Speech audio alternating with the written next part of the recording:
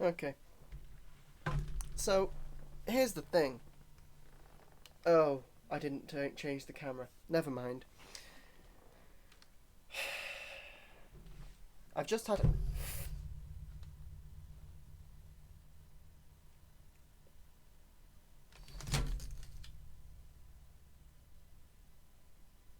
If you think I'm editing this, I'm not.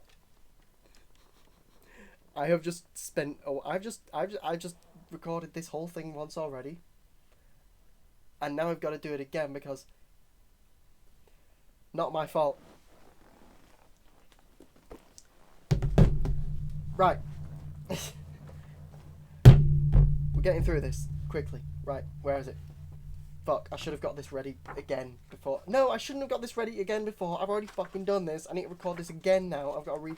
Shit. No, fuck. I can't even get it.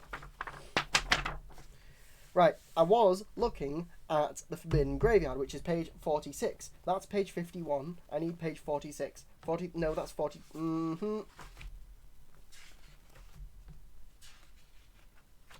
46, here we go, the Forbidden Graveyard. Okay, the camera's not set properly.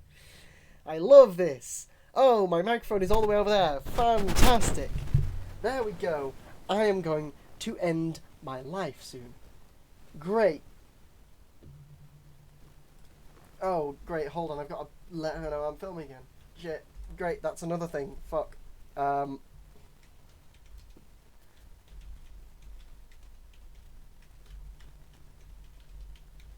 If you think any of this is getting edited out, you are lying to yourself.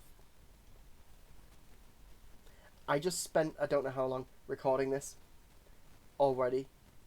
Once.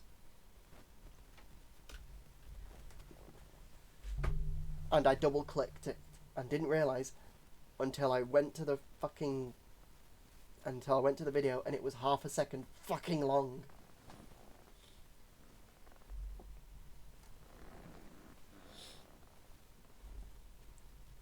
No. Stop. No. Stop messaging. Right. Cool. Forbidden Graveyard! Yay! I'm back to this! I've just finished reading all of this! I'm not going to go through everything, okay? I'm just going to sort of go through all of the main stuff, the basic idea of what when it comes to the... Stop it! When it comes to... If you're wondering what I'm saying stop it to, there's someone messaging me currently. Now, I'm not going to go over... I'm not going to go over all of the lore. I'm just sort of going to give a basic idea about what the concept of the Forbidden Graveyard is. Then I'm going to go into the Warlock stuff like I did last time. I'll talk about a couple of the invocations. And then I will go into the Grave Robber archetype. I've got a way I'm going to have a look at some of the different traits from the Grave Bound as well. Then I think we'll go into the magic items.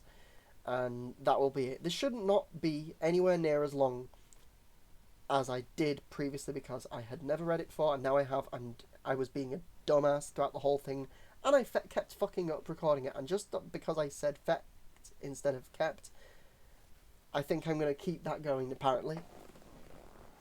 Let's just get into this. So overall, the Forbidden Graveyard is kind of a it's a place between life and death, and people who die but don't pass on end up in the Forbidden Graveyard. They can, however, leave the Forbidden Graveyard and get back out into the world, but it's kind of a gift. If the gate allows you through, it expects you to give it souls in return. But you would gain obviously abilities and all this sort of shit. So blah blah blah. You know the point. It's basically a similar thing to the archive, except it's a graveyard. That's kind of the deal. Now, let's just have a look at the expanded spell list. So, first level you would get Inflict Wounds and Mind Flesh. Okay, Inflict Wounds makes sense, yeah? Second level, See Invisibility and Suffer.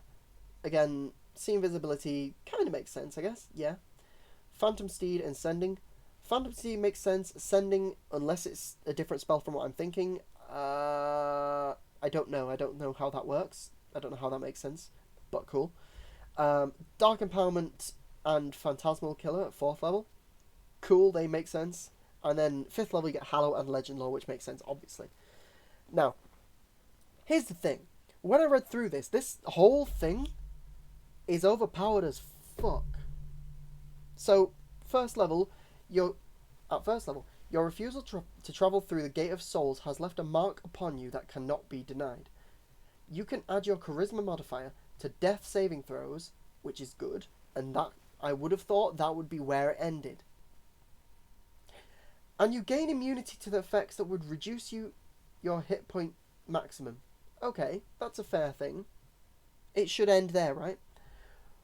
Whilst you're at 0 hit points, you can still move, but you can't take actions, reactions, or bonus actions. I think that's a bit powerful, personally. That last bit should have been a thing on its own, but I don't know. Maybe I'm being delusional here. It's amazing. I would love to play this. Bit powerful. So at 6th level, what you get? Starting at 6th level, your flesh is... I'm just going to go through these quickly. I'm still going to maintain all, but I'm still going to... Stop talking like this then.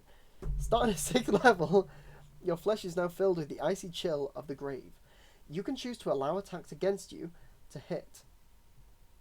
Whenever you are hit with... Basically, right, here's the thing. At 6th level, what you can do is you can choose to allow someone's attack to hit you, and you can do it twice. However, you can't do it again. Now, why would you want to do this? Well, because when you use this,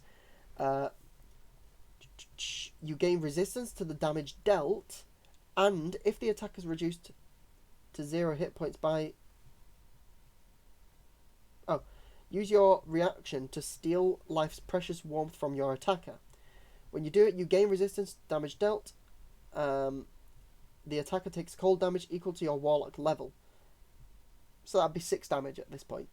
So if it reduces it to 0 hit points by the damage, you gain temporary hit points equal to the Warlock level. If you already have temporary hit points, increase those temporary hit points by this amount instead. So these temporary hit points stack. You can use this feature twice, and you regain all expended uses when you finish a long rest. Now, I don't think you would gain extra temporary hit points because you would likely have been reduced by allowing the attack, even if it is at half damage. Now, 10th level, Keeper of Souls. Starting at 10th level, you gain a measure of control over the spirits that dwell in the graveyard. Whenever a hostile undead within 60 feet of you is reduced to 0 hit points, you gain temporary hit points equal to your Warlock level, so more temporary hit point stuff. Also, you gain resistance to necrotic damage and immunity to effects that would kill you instantly without dealing damage. That's powerful. I don't exactly know how that would be ruled in most games, because I'll give you an idea. Immunity to effects that would kill you instantly without damage. Would you class Power Word Kill in that camp? Because Power Word Kill doesn't damage you. It just, if you're below 100 hit points, you die. It says effects, not spells, so maybe. But that is an interesting one. It depends how your DM rules that. It depends how he does that, because that's a strange one. Fear the Reaper. At 14th level, you are implacable. I don't know how you say that word. As the Spectre of Death. You no longer age, and you cannot be magically aged. So that rules out another... I can't remember what it's called, but it's a spell that just sort of ages you until you die. It's a 9th level spell. You gain immunity to the Charmed and Frightened conditions. That's another thing. You gain so many things from this 14th level thing. This is why it's overpowered. It's this one thing. Charmed and Frightened conditions. As an action, you can mark a creature that you can see within 30 feet of you with a terrible curse. When the creature takes damage, you can use your reaction to delay that damage and store it within a pool. At the end of each minute, after the curse was cast, the target takes twice as much necrotic damage as is stored in the pool, and the pool is emptied. This curse lasts for 1 hour or until the target dies. That's a cool as fuck ability, but I feel like that's pretty goddamn powerful. Now, the downside, obviously, is it's a minute.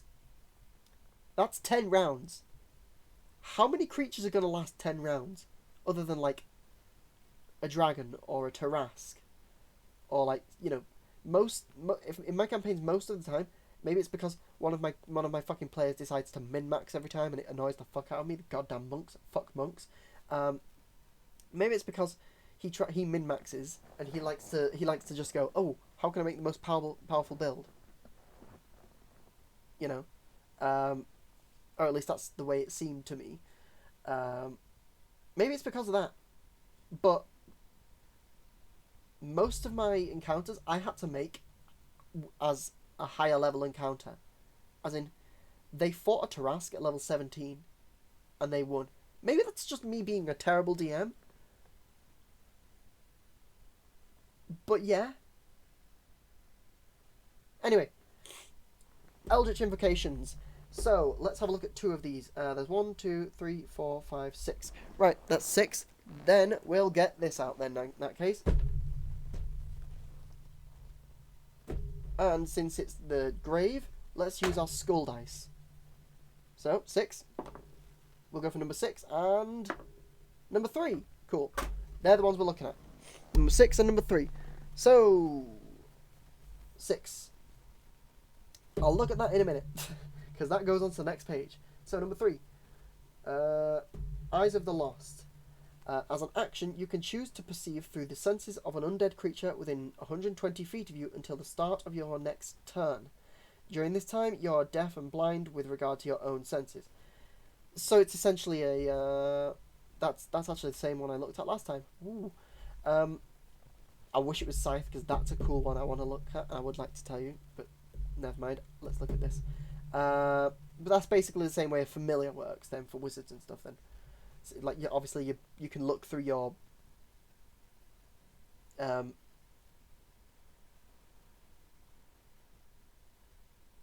patron familiar's eyes. I just said it. How did I forget what it's called when I just said it? Anyway, soul burning.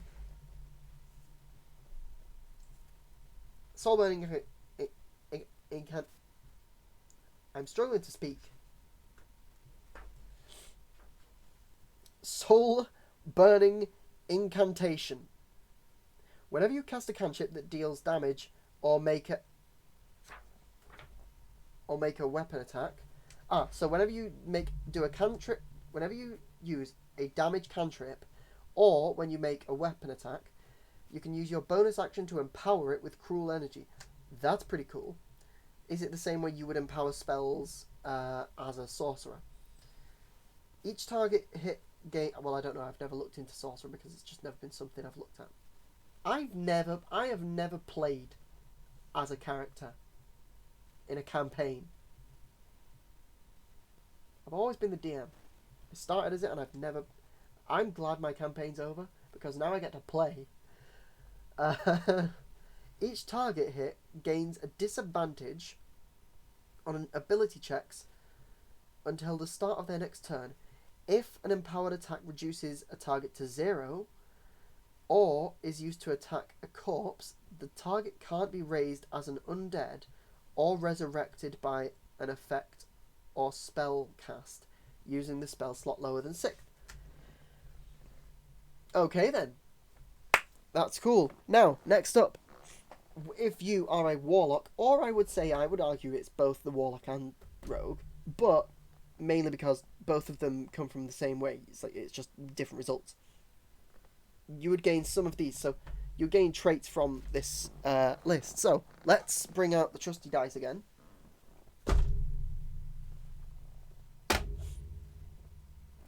It's a D20 this time, isn't it? So D20, my skull dice. That's a 15 and a 16. Okay, that's very easy. And dice go away again. Boom. I shouldn't have done that. They almost all fell out. Right, so at the number 15 and 16. Oh bloody hell! Sort of obviously these are more RP based stuff, so it's stuff that's like just flavoring for your character, which is always good. And you don't have to pick from this list. I just like to have a look. If there's stuff that's interesting there, yeah, I'm going to use it. But usually I would pick one or two little traits that my character has to make them a little bit stand out a bit more. So, 15 and 16. Clothing or armour you wear for long periods of time loses its colour, becoming either pale white or dark black. That's a pretty interesting one. So if you wear it for long periods of time, it'll sort of go like a dull. So you can't have any like elaborate flamboyant armour because it's just gonna turn to shit. 16. Your blood slowly becomes dust when exposed to air. That's interesting. I like that one. There's another one which I got in the last time when I tried to record this shit, which was 20, which was corpses twitch and shift in your presence. That's a cool ass one, and that's what I would want when using this, because I would go for the rogue. I would probably play this rogue archetype rather than the warlock here. The warlock is cool, but there's nothing in there that really, I get the same thing from rogue as I do from warlock, because the thing I get when I'm looking at these is what's cooler lore wise, and realistically I think they both sort of come in the same way. So let's have a look into the rogue now. So at 3rd level, your unnatural luck and affinity for the energies of life allow you to bring people back from the brink of death. When an ally within 5 feet of you is below half of their hit point maximum, you can use your action to pour healing energy into them. The target recovers hit points equal to your rogue level plus your charisma modifier. If the target has been reduced to 0 hit points... Oh, fucking hell, what the hell? Ugh. I'm not tired. Apparently I am. 0 hit points, they recover half as many hit points instead. Once a creature has been healed by this feature, it can't be targeted again until it finishes a long rest. That's pretty cool. I don't know about it being an action. That'd be annoying because you're a warlock. You don't get much in term. Oh wait, no, I'm thinking dumbly. Rogue. I'm thinking warlock. It's rogue this time. Never mind. And that actually is an ally within 5 feet of you. So if it is a case of, are you right next to me? Cool, I'll heal you. Gives a bit of a healer to a non-healing class, really, then. Yeah, again, I'm not editing any of that out, that yawn. I'm not editing. I can't be fucking arsed anymore. Yeah, anyway, this right here, the Soul Thief, this is the thing about this rogue archetype I absolutely love. It's cool as fuck, right? So, at 3rd level, you learn to steal the life essence of your enemies, and your connection to the grave grants you incredible power. Whenever you or an undead you control kills a creature with an intelligence score of 6 or greater, you can choose to harvest a fraction of your victim's soul, binding it into a small object you keep about your person. That's cool, but it gets better. So keep by your person, such as a gemstone, doll, or a weapon. So, obviously, this is cool as fuck already.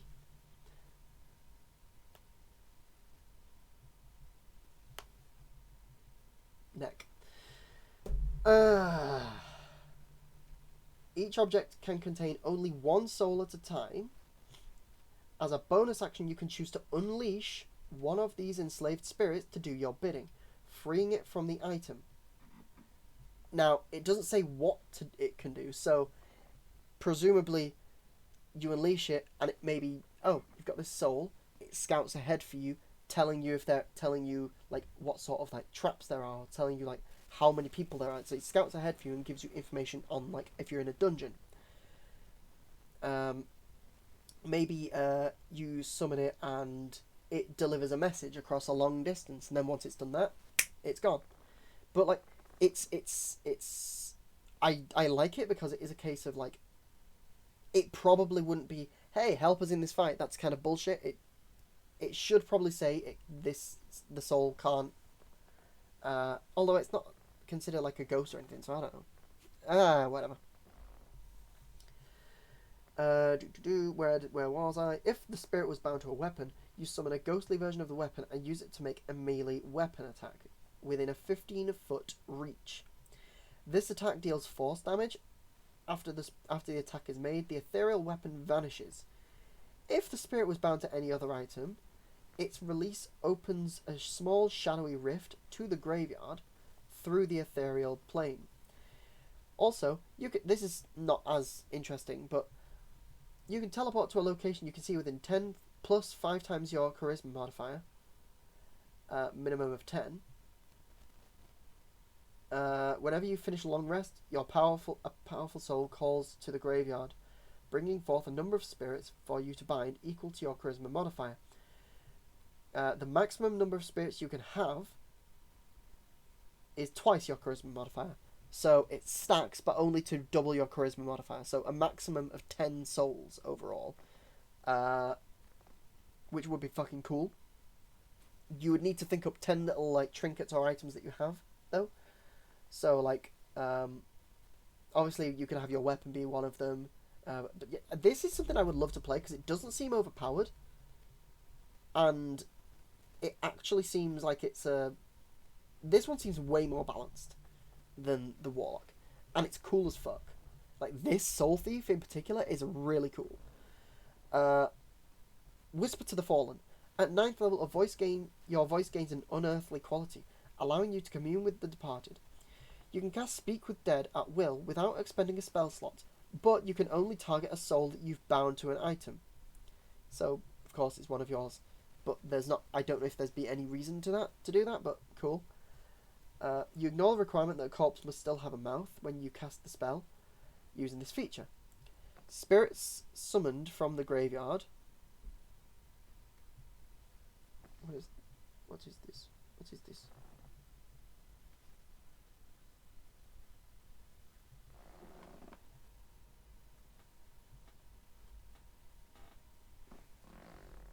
I'm seeing a thing. There we go. Why did I just waste time doing that? Right, you ignore the requirement. Fucking kill me. Some spirits summoned from the graveyard are mindless and rarely have anything interesting to say. So that's just a bit of flavour. Like, that's just a bit of flavour to basically just go... That would have no... Right, yeah, no, that would have no use. That actually would have no use. But I kind of like it because of that. It's weird. I like it, but whatever. Whatever. that actually wouldn't have use, because usually you speak with dead to be like, oh, this corpse, how did you die? Or like, who was it that killed you? Or what's happening, Captain? And it would give you information on something that you needed to know, like a cult that's around. At 13th level, right, so Hangman's Dance. At 13th level, you control...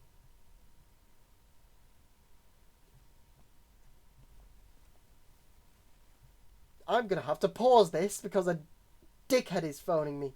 Oh, I did... bollocks, I shouldn't have shown that. Right, now that fat bastard's fucked off. Where was I at?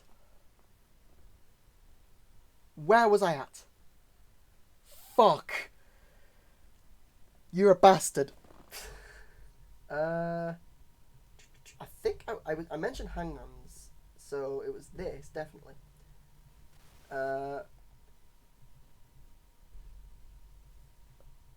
Right, yeah. I'm just going to go over this because I think I was about to go through it and then I just got that phone call. The 13th level, you control over the spirits of the dead, enables you to bend them more fully to your whims. God damn it, I'm getting pissed off with this now because I've had... The first one I had no interruptions, but I was fucked. And this second one I've had so many interruptions.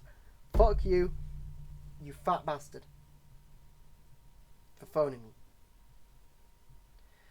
Anyway, you gain the ability to cast Animate Dead without expending a spell slot, unleashing your bound souls instead. Okay, that's cool. I like that. You can use this feature twice in this way, and you regain all expended uses when you finish a long rest. Also, you can use your bonus action to call all friendly undead in 60 feet of you to surge with otherworldly power. Each undead can use a reaction to move up to 30 feet without provoking opportunity of attacks and ignoring difficult terrain. Cool. That's not as cool though. That's one of the less cool ones.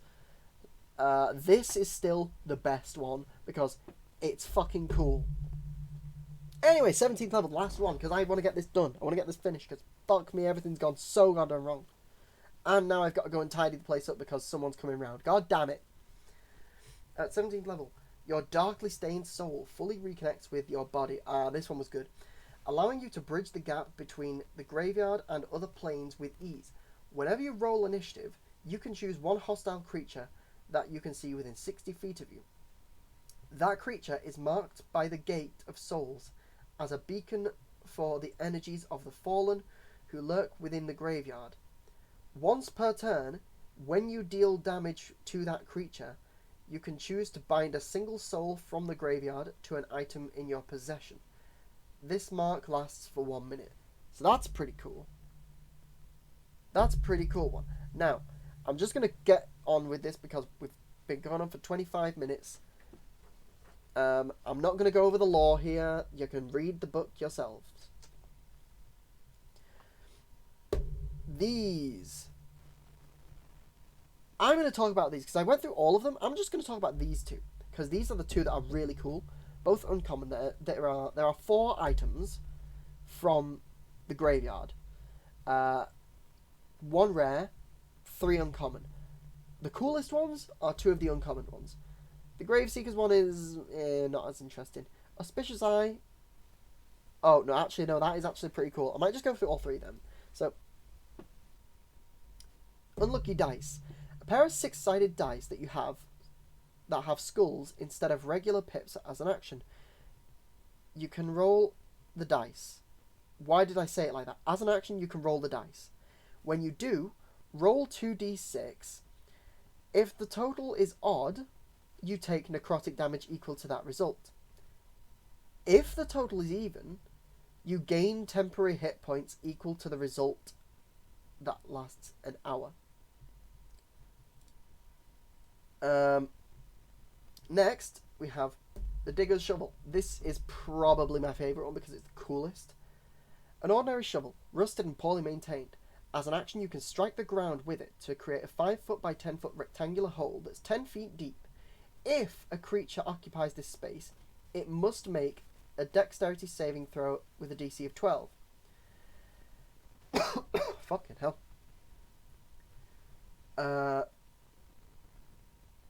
If it fails, it falls to the bottom of the hole.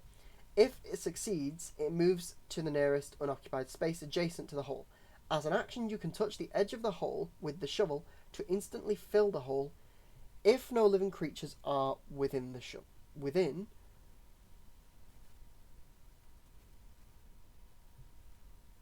Wait, no.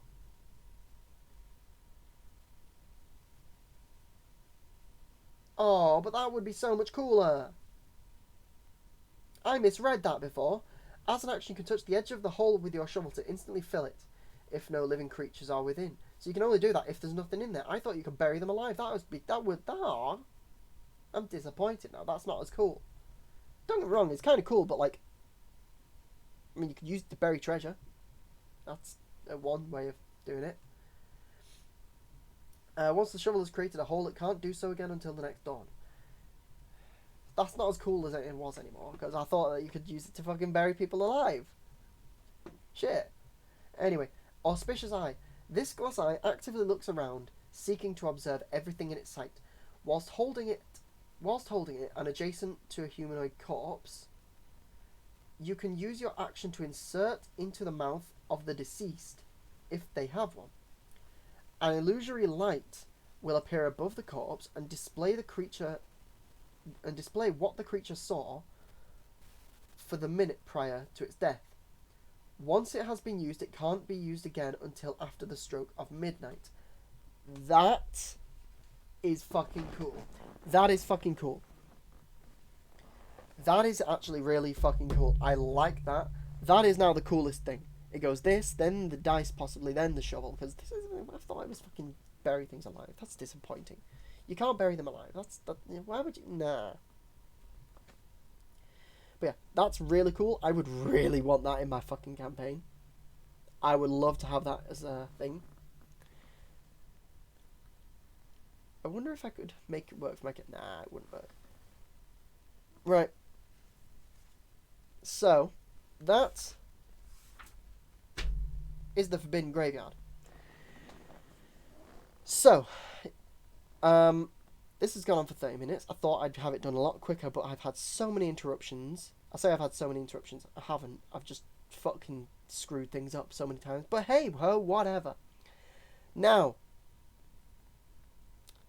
I'm going to end the video here.